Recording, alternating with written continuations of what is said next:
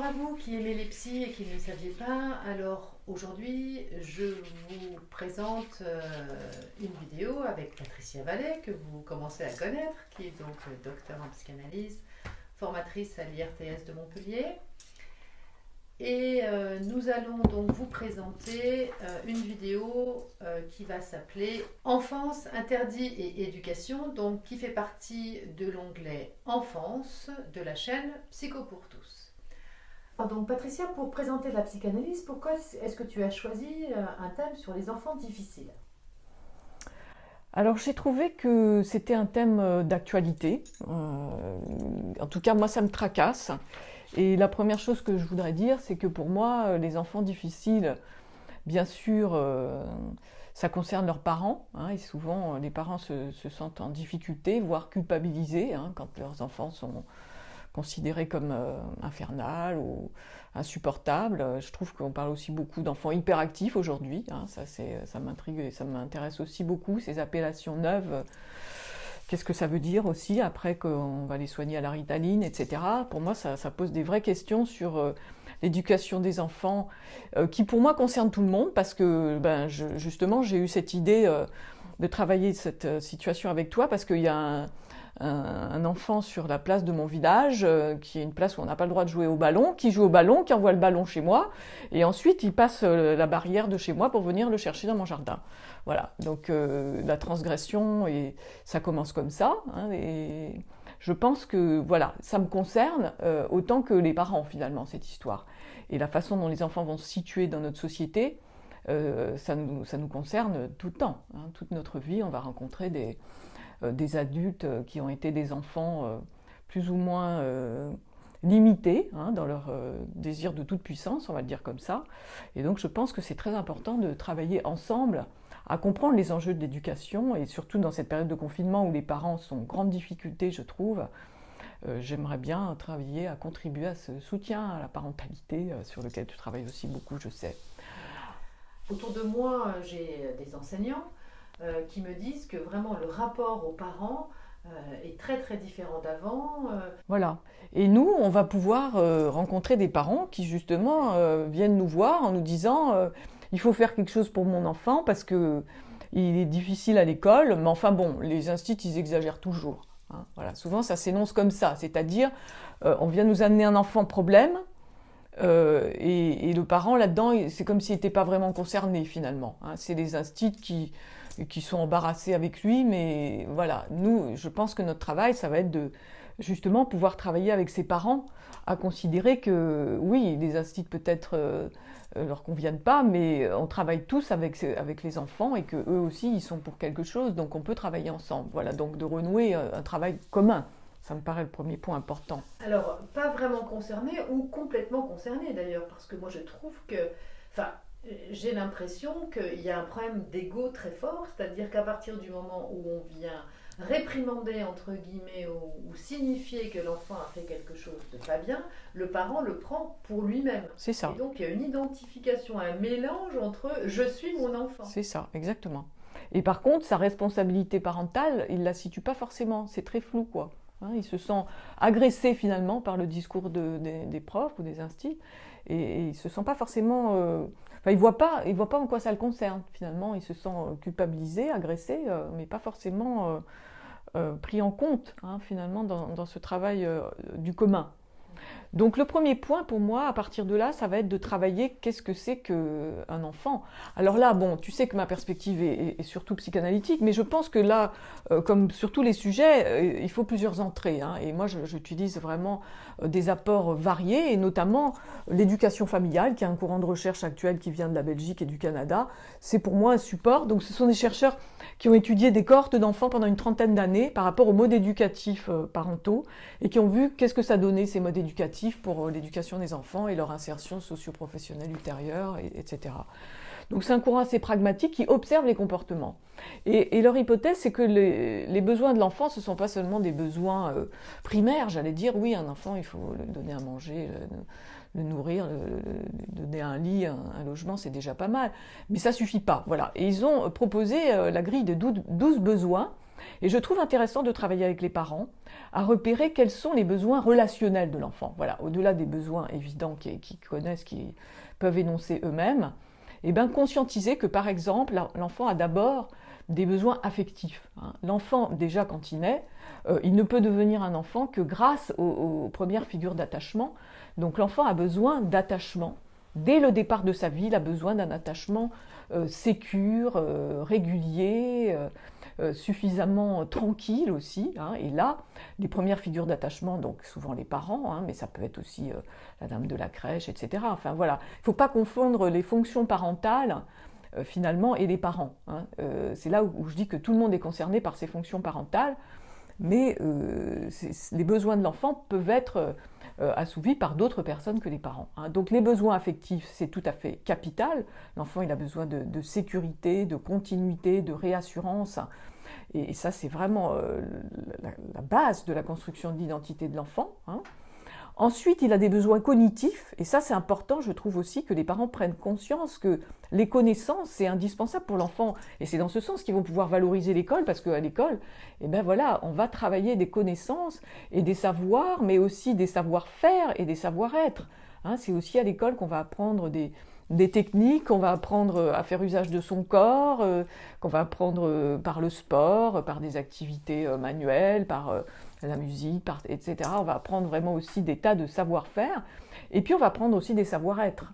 Et là, c'est aussi capital que l'enfant comprenne que dans l'espace social, finalement, il y a des comportements admissibles et d'autres qui ne le sont pas. Donc ça, du côté des connaissances, du côté des savoirs, des savoir-faire et des savoir-être, la dimension de l'accompagnement de l'école est tout à fait capitale. Donc ça, de travailler à cette reconnaissance aussi par les parents, je pense que lors du premier confinement, ils ont compris un peu ce que faisaient les profs et les instituts. Donc ça demande vraiment à être revisité, je pense, avec les parents, pour voir la place de chacun qui est très complémentaire. Et puis l'enfant aussi a des besoins sociaux. Et ça, les besoins sociaux, c'est pareil. Les parents ne les conscientisent pas forcément, mais un enfant a besoin de communication. Donc il a besoin qu'on lui parle, qu'on lui explique, qu'on lui raconte. Donc quelle est la possibilité aussi des parents de raconter le rapport aux autres et le rapport au monde. C'est pas toujours leur priorité parce qu'ils n'ont pas forcément le temps, qu'ils sont fatigués en rentrant du boulot, etc. Donc communiquer avec son enfant.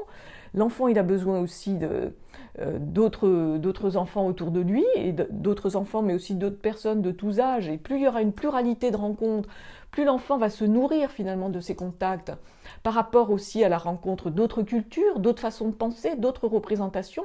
Et ça va élargir son univers de compréhension du monde et de lecture finalement. Et ça va ouvrir aussi son univers langagier, parce que c'est le langage qui nous permet de penser, qui nous permet aussi de rencontrer. Donc tout ce travail de socialisation, c'est un axe capital des besoins que les parents ne conscientisent pas forcément en tant que tels. Et puis enfin, un dernier pôle que je trouve intéressant, ce sont les besoins de valeur. C'est qu'un enfant a besoin de repères par rapport à ce que ses parents peuvent raconter, de ce qui est beau et de ce qui n'est pas beau, de ce qui est bon et de ce qui n'est pas bon, de ce qui a de la valeur, de ce qui a du sens, de ce qui est vrai et de ce qui est faux. Bien sûr, à l'adolescence, il enverra tout ça par-dessus la jambe et il construira ses propres valeurs. Mais au départ, il a besoin de ces repères qui sont extrêmement importants. Donc c'est une première grille de lecture qui permet que les parents prennent conscience qu'il n'y a pas que les besoins primaires, mais surtout les besoins relationnels sont extrêmement importants et que là, il y a tout un panel, une diversité à comprendre pour donner sa place à chacun et aux parents bien sûr, mais aussi à tout l'environnement de l'enfant en ouvrant la possibilité d'une curiosité partagée, j'allais dire, pour tous ces contacts et toutes ces connaissances et tous ces repères. Et donc, du coup, ce qui aujourd'hui peut être quand même très mis à mal avec la question des réseaux sociaux, avec les tablettes, avec les téléphones, où il y a une solitude finalement et où chacun est devant son écran et les parents aussi. Voilà. Alors, il y a des rencontres qui peuvent se faire sans doute par visio et tout ça, mais effectivement, je pense que les réseaux sociaux, c'est à la fois une chance et un risque parce que il y a de tout, et le pire, bien sûr. Et c'est là que c'est nécessaire que les fonctions parentales soient renforcées du côté de la communication avec l'enfant, de l'échange des représentations, du travail sur le sens hein, parce que il faut contrer, j'allais dire, tous ces discours effrayants que l'enfant va rencontrer, tous ces discours voilà, agressifs, voire violents.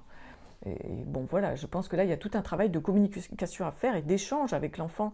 Moi, je ne dis pas que c'est nuisible en soi, hein, c'est toujours pareil, mais c'est qu'est-ce qu'on en fait? Qu'est-ce qu'on va pouvoir comprendre et assimiler à partir de là, en faisant le ménage sur ce qui nous paraît intéressant en termes d'ouverture, de curiosité, et puis qu'est-ce qui paraît très problématique en termes de rapports sociaux et de rapports humains, voilà, pour réhumaniser un peu la relation. C'est quand même ça le but, en tout cas, de nos valeurs à nous qui sont humanistes. Mais voilà, travailler sur les valeurs, c'est aussi que les parents puissent dire qu'est-ce qui est important pour eux dans la vie, quelles sont leurs valeurs de fond, quelles sont les valeurs partagées avec celles de la société, des valeurs citoyennes, des valeurs humanisantes.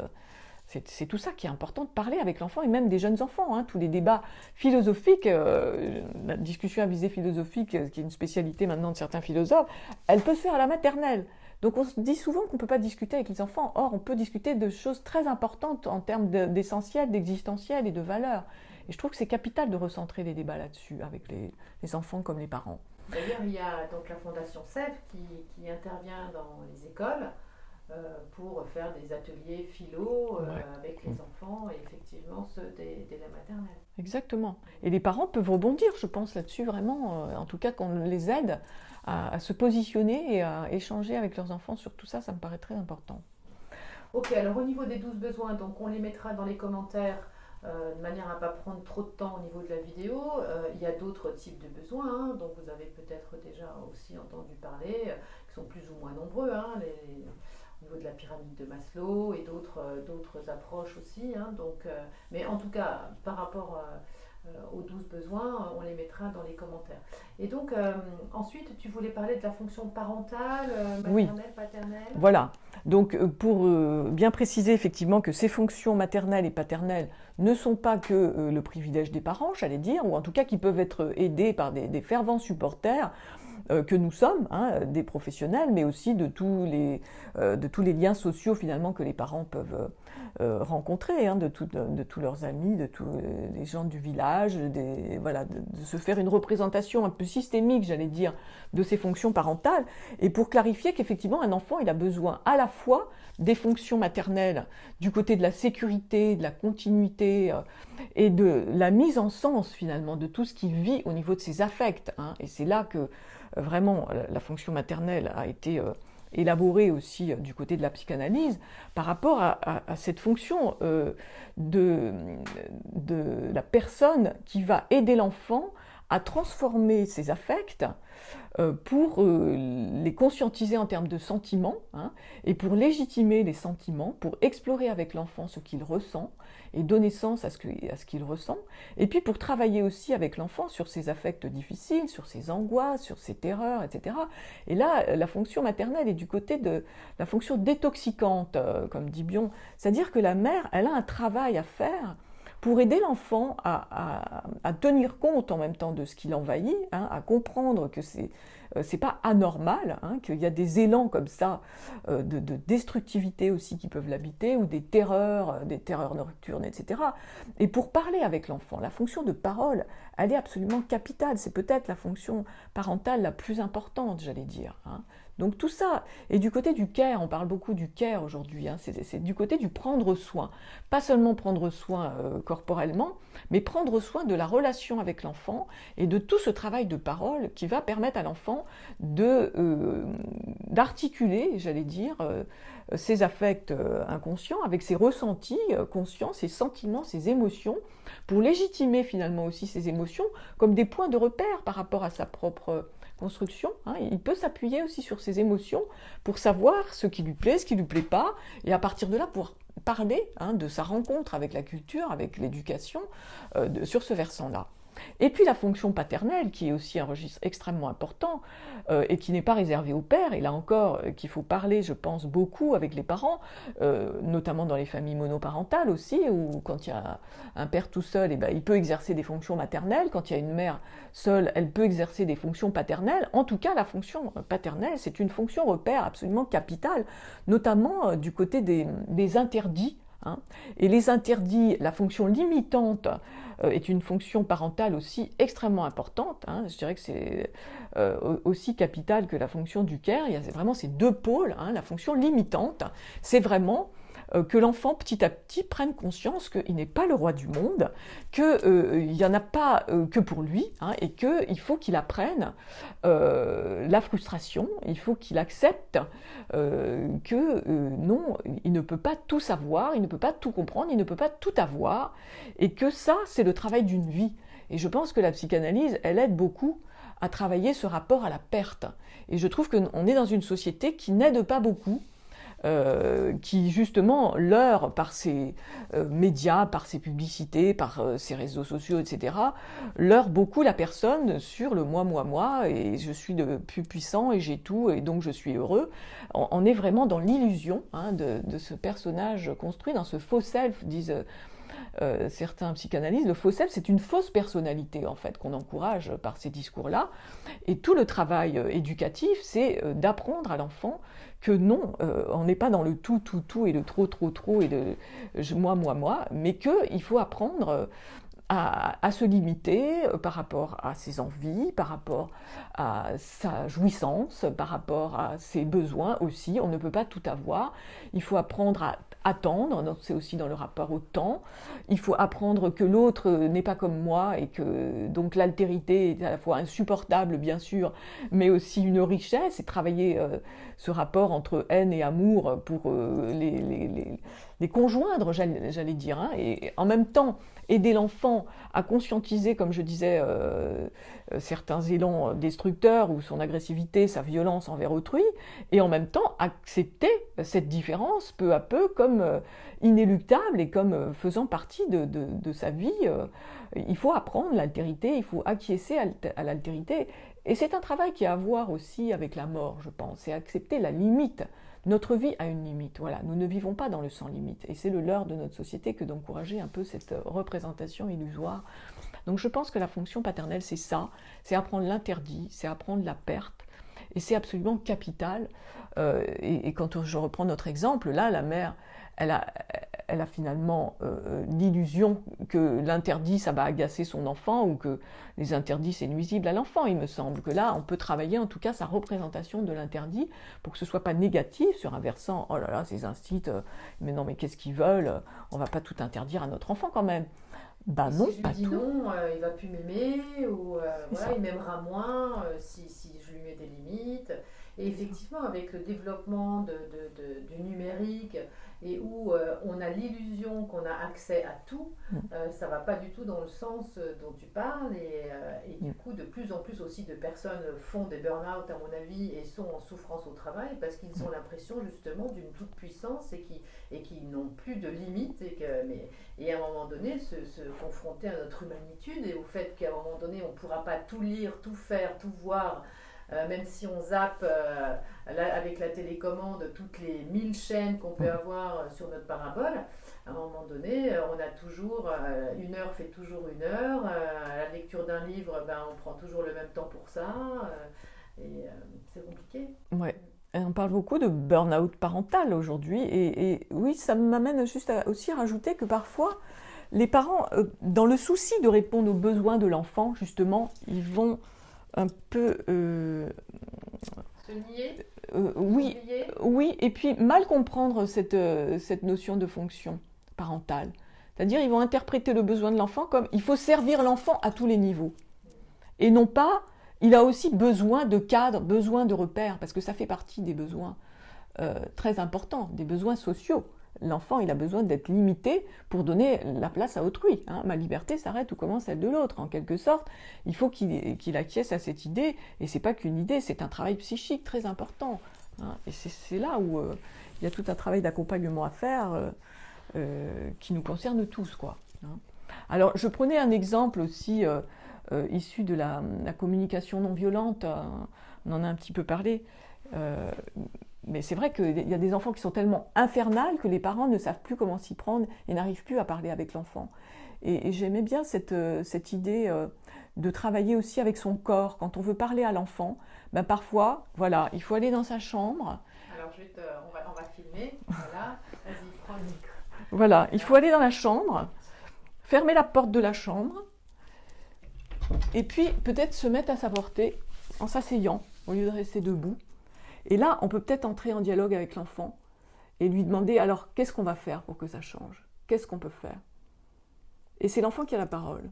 Et on attend, et on écoute. Et si au bout d'une demi-heure, il n'a pas d'idée ou il n'a rien dit, on s'en va et on revient le lendemain et on recommence. Je pense que c'est des approches aussi du corps et de l'articulation corps et parole qui sont à inventer. Hein. Et c'est là où je pense qu'il faut faire appel à notre créativité aussi, à toutes ces approches que tu promeus aussi, hein, qui articulent vraiment avec des outils variés, j'allais dire, hein, ce travail de la parole.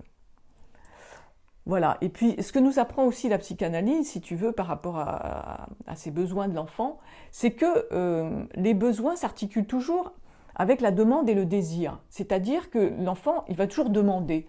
Il va demander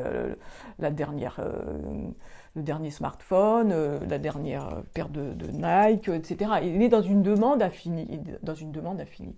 Et il va approcher ça, on peut l'entendre au niveau des besoins. Hein. Mais derrière le besoin, ce que nous apprend la psychanalyse, c'est que le désir inconscient est toujours tapis dans l'ombre. Et que finalement, l'important, c'est ça pour nous, c'est d'entendre le désir inconscient. C'est-à-dire que répondre à la demande, finalement, c'est faire courir comme ça la boucle, hein, qui va sauter de branche en branche et de besoin en besoin. Mais il n'y a pas que ça qui fonde l'humanité. Ce qui fonde l'humanité, c'est le désir. Et le désir, il est bâti à la fois sur cette pression des pulsions, j'allais dire. Hein. L'enfant, il vit avec ses pulsions, mais il peut transfigurer, élaborer, aller vers la sublimation de tout ça. Et c'est ça que nous, on a à travailler finalement. C'est au-delà des besoins finis, ben, finalement, l'être humain est un être de désir, et c'est ça qui est intéressant. C'est qu'il n'en aura jamais fini avec cette énergie qui le porte en avant vers la curiosité, vers la créativité. Et ce qu'on peut essayer de transformer, c'est le rapport du besoin au désir pour que s'ouvre une perspective plus vaste où l'enfant sait que c'est un point d'appui justement. Cet élan perpétuel, cette curiosité qui l'anime, il ne faut pas la penser comme j'en aurai jamais assez et je veux toujours plus, mais comme j'ai la chance d'être vivant avec tout cet élan en moi. Et quand on n'a plus justement cet élan, quand tous nos désirs sont assouvis, et ben c'est par exemple la situation de l'anorexie, qui n'a plus de désir. Mais là, on meurt quand on n'a plus de désir. Donc c'est l'intérêt de rester vivant avec nos désirs pour aller vers la création. Ok, donc du coup, pour résumer, entre guillemets, qu'est-ce que tu pourrais donner comme conseil très rapide? Donc tu as parlé de pouvoir parler, donc peut-être tu parlais d'aller dans la chambre et puis de demander, voilà, de demander de quoi il pourrait avoir besoin, mais que ce soit lui qui exprime les choses et pas forcément toi qui le fasses, que ça parte de lui. Donc travailler les besoins au niveau des parents. Donc on mettra les différents besoins dans les commentaires. Si par exemple un parent ne se sent pas la possibilité de répondre aux besoins, à un des besoins, c'est pas grave. Eh bien, c'est penser le commun, justement. C'est aussi que demander de l'aide, c'est une compétence parentale. C'est que les parents ne se ressentent pas comme coupables, comme de mauvais parents, hein, mais que effectivement la fonction parentale, elle peut être partagée. Et plus on partage avec d'autres parents, peut-être aller vers des associations de parents, plus on va essayer de parler avec d'autres sur qu'est-ce que c'est que ces besoins, parce que les besoins, ils sont aussi culturels. Hein, on voit bien que dans notre société, les besoins, ils sont énormes. Il suffit d'aller visiter un peu l'Afrique, on voit bien que les besoins ne sont pas du même ordre. Donc voilà, c'est aussi relativiser cette notion de besoin et du coup travailler aussi ses propres représentations finalement pour les parents. Hein, rencontrer d'autres cultures, d'autres représentations de l'éducation et de la place de l'enfant dans le rapport à l'autre et dans le rapport à la société. Ça me paraît aussi très important. Ok, très bien. Eh bien, je te remercie. Donc, la prochaine vidéo sera sur l'adolescence. Et donc, si vous avez aimé, n'hésitez pas à liker, n'hésitez pas à cliquer aussi sur la petite cloche et vous abonner. Et puis, à bientôt pour une nouvelle vidéo. Au revoir.